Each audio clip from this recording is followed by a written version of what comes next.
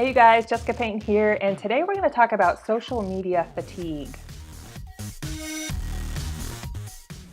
Alright, so what the heck is social media fatigue? Well, it's probably something you've experienced. I definitely have. Anytime you're on social media, maybe for too long or too often, and you have sort of a negative experience, maybe a sense of overwhelm, or maybe even it's a stronger emotion like anxiety, it's about time that you checked in with yourself and asked a few questions. Mostly, is the time I'm spending on social media a positive experience? Is it time for me to take a step back? Raise your hand if you've ever picked up your phone to call your mom or text a friend, and 45 minutes later you're down the rabbit hole and you're on Facebook and YouTube watching a video about puppies or chickens and horses, or maybe that's me. My point is, it's easy for us to go from one of these to one of these, and it's up to us to really manage our time and find out what gets us from doing one simple task on our phones to just drowning in social media. If you do that like me, each night, every night, you will find yourself social media fatigued. So here are some tips that I'm actually using because I use social media for work. So it's been a really good idea for me, and probably for you, to set a few boundaries. So the first and easiest one to do is to take a break. It could be 5 minutes, 15 minutes, an hour a day. I even challenge you to take a half day off of social media, especially on the weekends.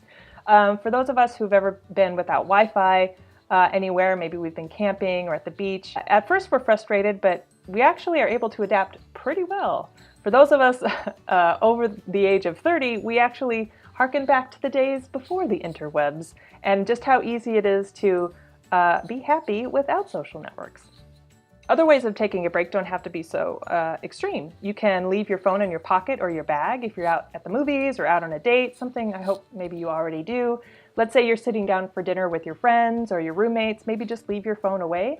I think it's one thing to say take a break from social media, but it's hard for us to take a break from one of these. And I'm not going to say take a walk and read a book, although you can do that and you probably should, like I should. Oh, and if you take a break, make sure you tell your friends and family that you are taking a break and turn off those notifications. If you can't take a break from social media, you can at least prioritize the channels that you check out.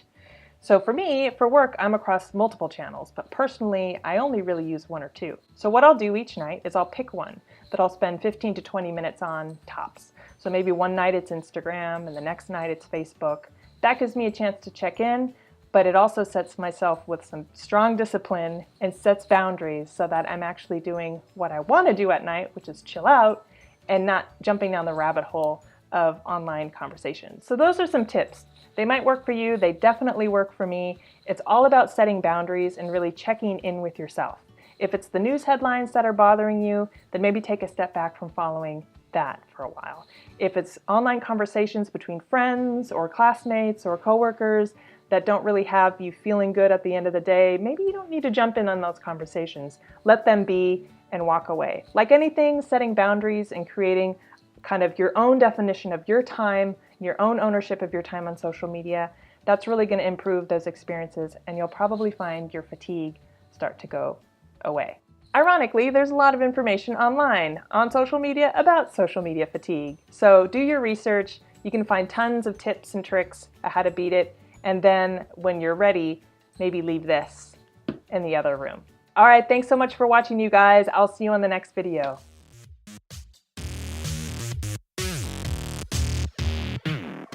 Hey YouTube, if you liked this clip, make sure you hit subscribe so that you can take advantage of all the free tips I always give out. Also, you can join me each week live on Facebook, so click on the link in the description.